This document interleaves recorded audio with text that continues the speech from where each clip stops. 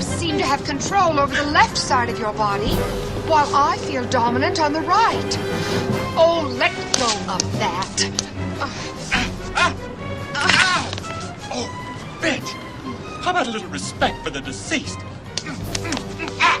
Well, sometimes you can't get out and about as much as you would like to. You're stuck in for some reason, like I'm stuck in today. And then, yes, you get bored and you get fed up with looking at the same four walls. He's gonna do it. He's gonna do it. Here he goes. Do it.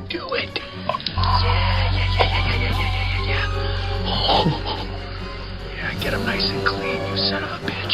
So satisfying. I got it. Now, let go. We're into it. Now.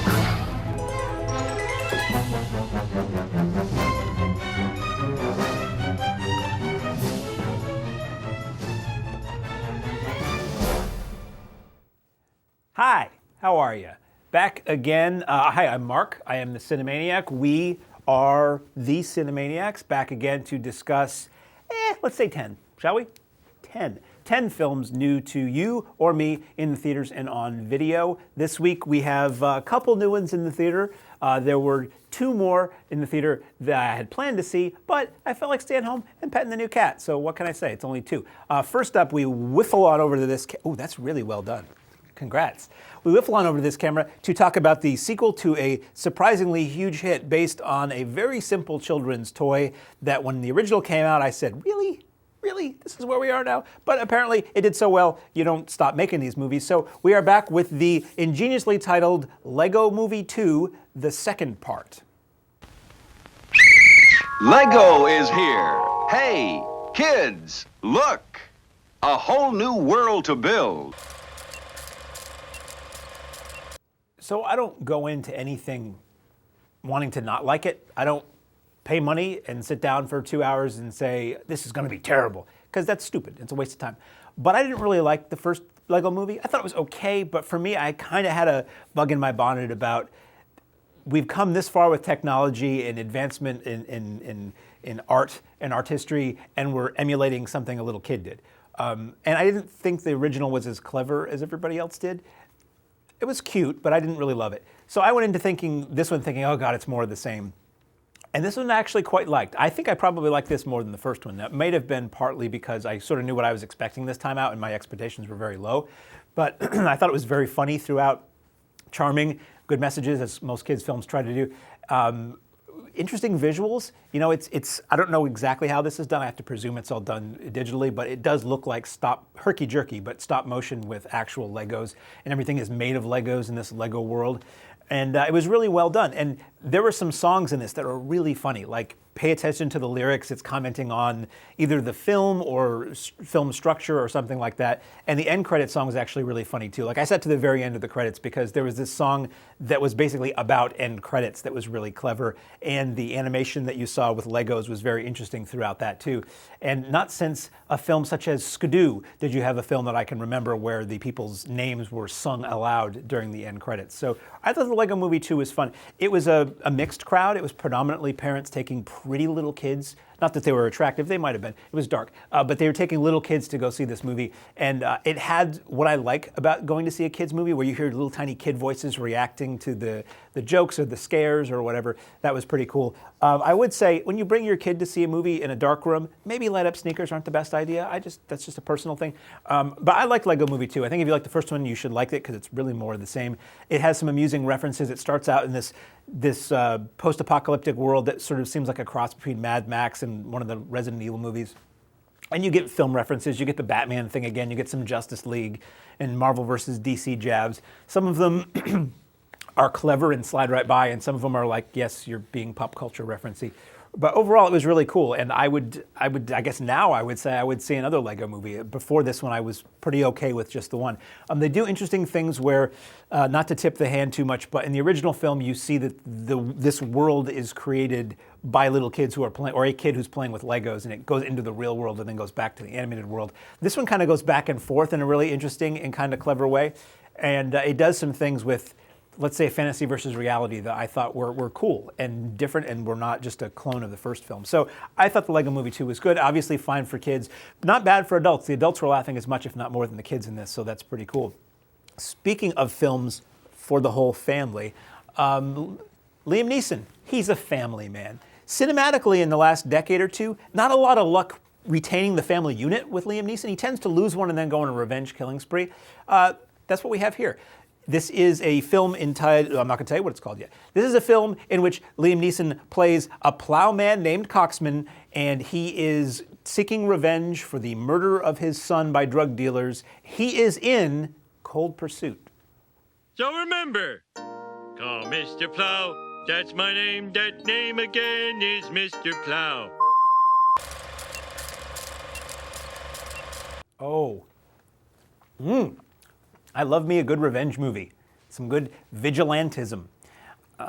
So this has been Liam Neeson's track for the last, since Taken, basically. He's not made many movies since then where he's not a lone avenger taking out the bad guys, often because somebody in his family has been wronged. It's really funny because he was like, he always did, manly roles. I mean, he's kind of suited for it physically, but he was often in more art house movies and more historical dramas and things like Michael Collins and Rob Roy and all this other stuff. But once he did Taken, that really, it done taken him into this new realm. And I think there's a lot of people now who would be surprised if you told them he ever did anything other than Pistol Pack and Avenger movies. So this is based, it's a remake of a Norwegian film from 2014 called In Order of Disappearance, or In the Order of Disappearance, that starred Stellan Skarsgård, which I have not seen, but I really do want to see now. I'm wondering if, same filmmaker, I'm wondering if this is sort of a beat-for-beat remake, or if this is amped up and juiced up for American audiences, or what. It's a lot funnier than I expected it would be. I thought this was going to be a straight, stoic, guy killing people movie. But it's played for very dark laughs. Like, whenever somebody dies in this movie, you see the screen fade to black, and then like a cross comes up and their name under it. And then if it's a Jewish person, it's a star comes up, Star of David, and their name under it. And there's one point where a lot of people die at once, and the screen goes black, and like 10 names come up. And that's just funny. And there are many moments in this film that are light and funny. The subject matter is fairly grim. It's, Liam Neeson and Laura Dern's son is killed because he was peripherally involved in drug activity in Kehoe. I'm not sure exactly where this is. Colorado, I think. I think they're just outside of Denver in this film because you keep seeing them go to the big city. And basically what you have is you have a drug mafia crime whatever family led by this mega cheesy faux-American guy who is just... He's supposed to be cheesy and sleazy, but I just wanted to laugh. He was never menacing to me because of that R-curling, silly fake accent, and just he was kind of cheesy. And then you have a Native American, also kind of Native American crime family that are at odds with each other, and there's all this stuff going back and forth. At times, the Liam Neeson character does sort of get lost in this story.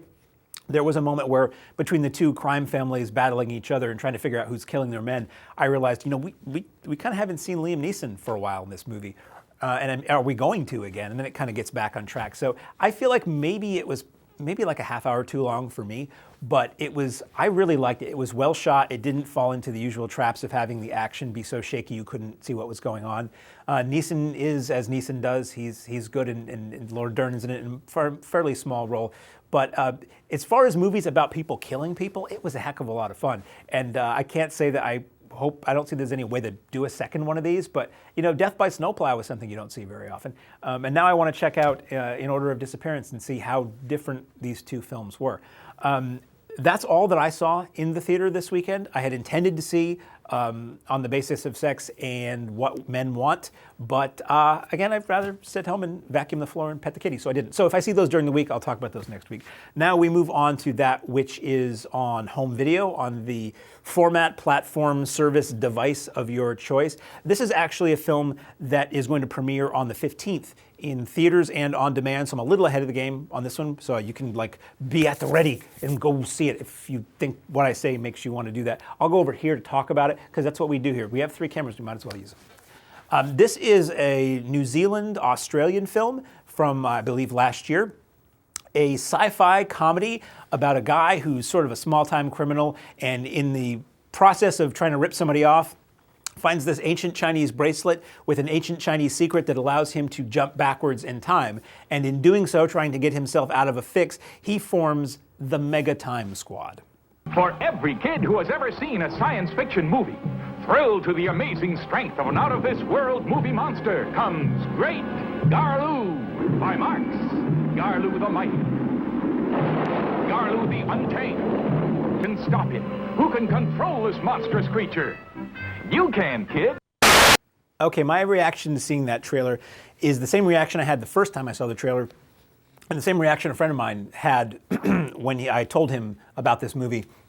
The trailer doesn't make this movie look very good, I think. It makes it look really dumb and inconsequential, and I guess in all the best ways it is. But I thought this was really funny. I didn't go in expecting much. There was something in that trailer that made me say I want to give this movie a shot, so I said yes to the screener link.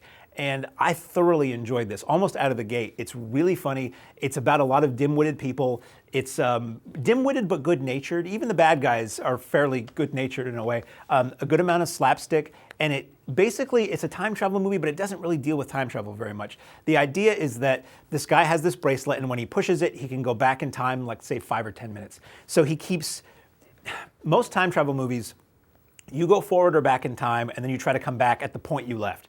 This movie explores the notion of what do you do if you just come back and stay in one space and wait for yourself to show up? So basically this guy just keeps accumulating himself by staying in one spot and telling everybody to not go anywhere. And he gets this gang of him, 5 of him, that go and try to foil this, evil bad guy and try to do a heist and all this other stuff.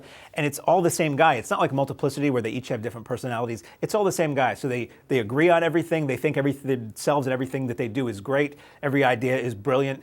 And it's really funny. It's really good-natured. It's very upbeat. It's kind of violent at times, but like super funny in like fast shock gore kind of stuff. And I never knew quite where it was going to go. I had a great time with it. I would easily watch this again. I would recommend this to anybody who likes a Shaun of the Dead kind of thing, kind of, fast, loose, lad humor or friends just hanging out and having a good time.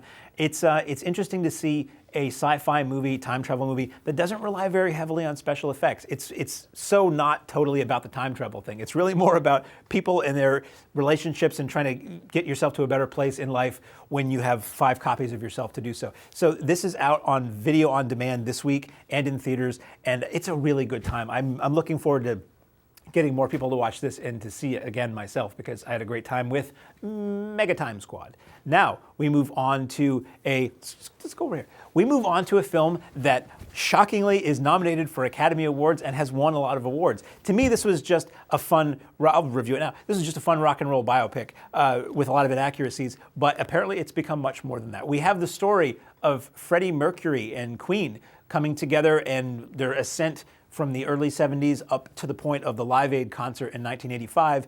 It is called Bohemian Rhapsody. While you relax and stretch, visit our concession where you'll find something to please you. So, Academy Award nominated. So, Golden Globe winning. So, I thought it was good. I saw this in the theater opening night locally here, and it was a packed audience, and people were into this movie. And something happened. Once in a while, you'll be at a theater, and you'll see a film, and people will applaud at the end. And my thought is always, the people on the screen can't hear you. But this time, it was like people were at a concert. People were like, it was like a cheer at the end of this movie. Now, how good is this? To me, I thought it was well done. It was fun. It was funny. It was entertaining. It was well shot. It was well cut. And you can't deny the music. I think the music is what's carrying this for most people, though, because really, when I look at it, it's not that different from any kind of traditional rise and fall showbiz Hollywood rock movie. The music is great. It sounds great in the theater, coming through theater speakers. And it's well shot. It looks good. Now, if you're a Queen fan, you may have some qualms with this film because it's not horrendously accurate in terms of timelines and things like that. But in terms of telling the story, it's pretty close. Like, when it is known that Freddie Mercury has AIDS, when he tells his band members, is really not accurate. It is done to sort of give a lot more weight to a certain section of the film, and it's done for dramatic purposes. And sometimes you wonder, it's reality. You can look it up. Why are you changing it? But as far as the vast majority of the people who go see this or rent this or dial this up, it's going to be people who know some music. They probably know the 2 biggest songs, and they're curious about what the story of the band is. I always feel like a movie has a bit more of a duty to tell a story accurately if it's a true story. But it's very entertaining. Now, one of the best movies of the year, I don't know about that, but it's very entertaining, and I'm going to guess very little of what I have to say is going to make a difference as to whether you watch this. But turn it up. It sounds really good. Up next, we have a film. Speaking of strange and unusual, this is a British film, horror film from about a year ago. It is coming out on video this week, and it tells the tale of a man who has a troubled past, who returns home to the really decrepit home of his stepfather, with whom he has a bad relationship, and also the strange puppet that he carries around. It's a very strange film entitled Possum. And then the violins. And then the trumpets.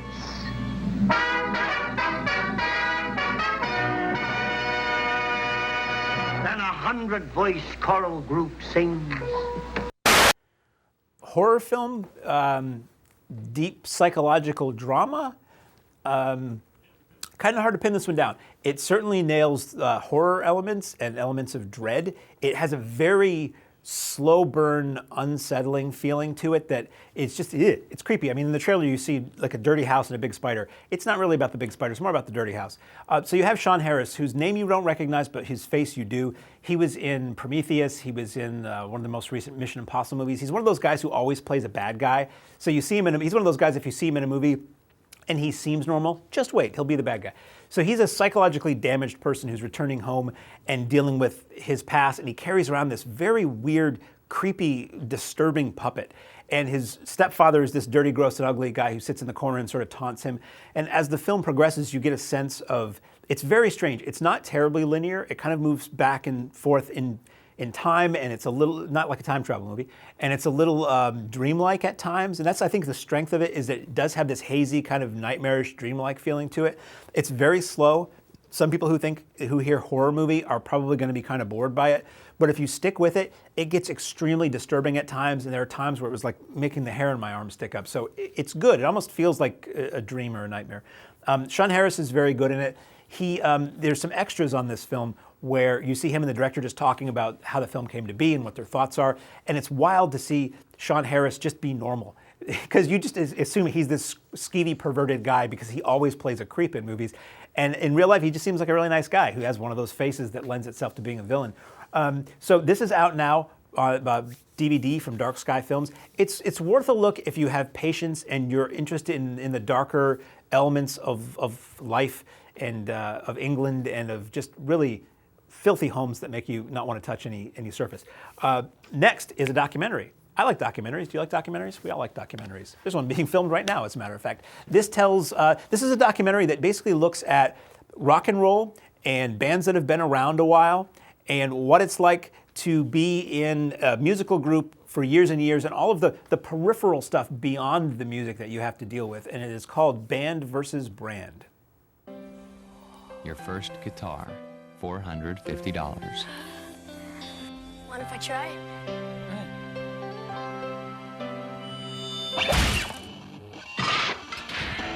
Rock and roll, priceless. This is a topic that I've always found very interesting. Being a fan of music and being a fan of older music, you see, hey, the Temptations are coming to town. Then you look and you're like, well, these guys are all in their 30s. Or, it's Joe Blow's Megadeth, because it's the guy who was once the drummer in this band, and he's touring with a version of that band. I'm a big fan of the band Sweet from the 70s, British band. And for a long time, Andy Scott, who was one of the members of Sweet, toured with a version of Sweet. And then Brian Connolly, who was the singer, probably a swinger too in the 70s, toured with a version of Sweet. And now you have Steve Priest, who is the guitar player, and he tours with a version of Sweet. And this movie gets into all of that, this documentary. It talks to a lot of these guys in bands, sometimes guys from once in the same band who have competing versions that are currently touring. It talks about legal stuff, it talks about merchandising, it talks about branding. This sounds boring, but I find it fascinating. It's the kind of thing you don't hear about often, but it's something that is on the minds of and plagues guys who have had longevity in the music business, who aren't in a U2 or something like that, who have, they had their few hits and time in the spotlight, and now they're touring clubs and state fairs and stuff. Production quality of this is a bit lower end. I mean, it's shot okay. It uses a lot of probably not found footage, but stock footage of bands playing. And mostly it's just guys in, backstage talking and giving interviews with some supporting graphics and things like that. But I thought it was very interesting and very eye-opening in some ways. I mean, I was always aware of this, but you have bands suing each other as to who has the right to the name. Is what's more legitimate? Journey without Steve Perry, but a guy who sounds like him, or Steve Perry and a different band singing? Is it the singer? Is it the band? All that kind of stuff. So this is hitting video this week from, I believe, MVD. And I think it's really interesting if you're a music fan. if it's almost like a behind the music, but it's like a really nuts and bolts behind the music about it looks at probably 5 or 6 different people from different bands, not all A-list, but some you've heard of or people who've played with other people. And just from the point of view of the guys who are living this and the stuff they've had to go through to keep using the name of the band they might have created or that they were part of, it's really interesting. So Band versus Brand out this week on DVD. And now we move on to my favorite part of the show. Now I have 25 minutes to talk about 2 titles. This is the Arrow Video Corner. This is where we talk about what Arrow Video, oh, there it is, right in my, someday I'll know screen direction too. Arrow Video puts out all kinds of cool stuff. Usually it's older movies. Occasionally they'll put out something relatively recent on Blu-ray. First up is a film that you might have seen, probably not, but this is a movie that's been a staple on home video since the dawn of home video. It was one of the first pre-recorded tapes I ever owned because it was believed to be public domain for a long time, which meant nobody had the copyright to it, so anybody who could get a copy would put it out. So you'd see it on multi-pack DVDs and all kinds of DVDs and Blu-ray and VHS and all of this. Well, eventually, the people with the rights decided to put out a nice version of this. That was out on Blu-ray from Severin. Now Arrow has put out an updated, upgraded Blu-ray of this film. It's the 1972 Christopher Lee, Peter Cushing, Helga Linnea, all kinds of people. There's a thing on a train and it's killing people, and it is the Horror Express. Arrow Shave comes out trigger quick and super moist to soak and soften. Soak and soften every bit of your beard. You shave easier, closer, cleaner. Don't pay more for lazy lathers. Get active Arrow Shave. So this is one I've seen many times. It's always fun. It's a really cool idea. It's basically the same idea as The Thing. It's similar in concept in that this thing that is found frozen in ice, Christopher Lee on this expedition finds this like Neanderthal type man frozen in ice, and he's transporting it on the Orient Express, I believe it's supposed to be, to whatever the destination is, and it thaws out, and basically the deal is it's an alien force that is inside this creature, and its eyes glow red, which is I never get tired of the red glowing eyes thing. And it kills people and inhabits them. So they walk and talk like they're a normal person until the time comes that their eyes glow red and they kill somebody else. So you have Christopher Lee, you have Peter Cushing, sold right there, that's all you need. You have Telly Savalas as a Cossack, you have Helga Linnea, who's a grand dame of Euro horror in the 70s. And it's just a tremendous amount of fun. It's really cool. I believe it's costumes and sets left over from a much larger production that was done at the time. I don't know if it was Nicholas and Alexandra or something very classy was done, and they used the remnants of that production for this one. Spanish-British, I believe, co-production. It's in English. It looks great. I can't say I had the Severin Blu-ray. I can't really say if this looks a lot better than that does. All the extras of the Severin Blu-ray have been ported over to this Arrow version, plus a new audio commentary. Now, the Severin version had a Peter Cushing audio interview, sort of a career-spanning interview that was the length of the film. This is now a scene-specific audio commentary with 2 film historians. So a bit more informational than the other thing was. If you're a completist, you might want to keep both of these so you can still have the Cushing interview or see if it's online somewhere. But it's a hell of a lot of fun. It's very reminiscent of Hammer or Amicus films of the day. The production quality is quite good. It is legit creepy. It is fun. It's a monster movie, and it's got a really cool score. So I really like Horror Express. I'm excited that my previous version has been bumped up a little bit better now. I'm keeping this one, and that is out tomorrow on video. Also from our friends at Arrow is a film that I saw a long time ago. This movie is not new. It's been on video before. It is, it's not new to video. This is a film from, let me check, 1999, director Takeshi Miike, who's known for really weird, perverse, edgy, extreme Japanese cinema. This was the first movie he made that really made much of a splash, in this country at least. It is the tale of a widowed man who decides to try to hold tryouts for what the actresses think is a new film role, but in reality he's trying to try out, who's going to be his next wife. And it doesn't quite go the way he had planned it. This is from 1999, Audition. You're really going to like oatmeal. Take off your hat. The hat. I want my cowboy hat. After breakfast. I want it now. That's good. It's a teaser. I don't know if it tells you enough about it, but it's a teaser. So this is a movie that I saw with a friend of mine years ago. Another different friend of mine had it on DVD, and I'd heard a lot about it, and we watched it. And it was pleasant up to a point, and then it got it turned very sour. We were just like, whoa. And that's what Takeshi Miike is known for. He's very adept at filmmaking. He started doing sort of gangster type straight-to-video movies, and then he moved on to this film and just weird, kind of perverse movies that have moments that you don't forget, let's say that, and not in a good way. And then lately he's been making a bit more normal films. He's been making sort of period piece samurai type stuff, like I think 13 Assassins he did and some other things. So it's the tale of a middle-aged guy who's auditioning women, little do they know, to be his next wife. He seems like a nice enough guy, but I mean, ultimately he's lying to women so that he can be with them, so that's not too cool. And he meets this one woman who thinks is perfect, and she turns out to be really not what he thinks she is. And it leads to some really uncomfortable scenes. Now, it was so long ago that I saw this, and this is a movie that I thought, yeah, this is unpleasant, I never need to see this again. But for the show, I said, sure, I'll watch it. It's been at least a decade. Well, I guess it's been a decade since I've seen this, probably. And it was different than I remembered it. It's very pleasant up to a point, and then these little things happen, and you're like, oh, things are maybe not going to be so cool for these people. And it gets pretty gross and pretty hard to watch and pretty disturbing. Be prepared for that. This is a movie that people who like extreme cinema tend to like, or horror fans. I guess you'd call this a horror movie. There's some really gross stuff in this movie. I'm not going to get into why, because frankly, I just had a big meal before this, and we don't need to bring that up again. But the transfer looks great. It's not gorgeously shot in terms of color. So as far as resolution and clarity and all that, it looks really good, but it's not a movie that's filled with like blazing reds and greens or anything. Very loaded with extras. It has, I believe it has a commentary. It's got like a 25-minute retrospective and talk on the film by Tony Raines, who's in a lot of these Asian films that Arrow puts out, and he's fascinating to listen to and very informative. And then there are fairly contemporary interviews with like the entire cast and the director. And there's a new intro on the film by McKay himself. So if you like this movie, it's a really great set. I believe it packages pretty much what you had before and gives you better. I'm not a fan of it, but it's a really nice edition of this, so it's the kind of thing where I couldn't think this wouldn't be the best one you would have, and it's on the Blu-ray. So that is all I have on my list for this week. I don't really have much else to talk about, so I guess it's going to be a short show. Next week, we have the new James Cameron produced, Robert Rodriguez? I don't know, somebody who likes technology. Alita Battle Angel, which is a CGI movie based on anime. And Happy Death Day to You, which I'm looking very forward to. I really liked Happy Death Day a lot. It was a fun horror comedy take on the whole Groundhog Day, living the same day over and over again kind of thing.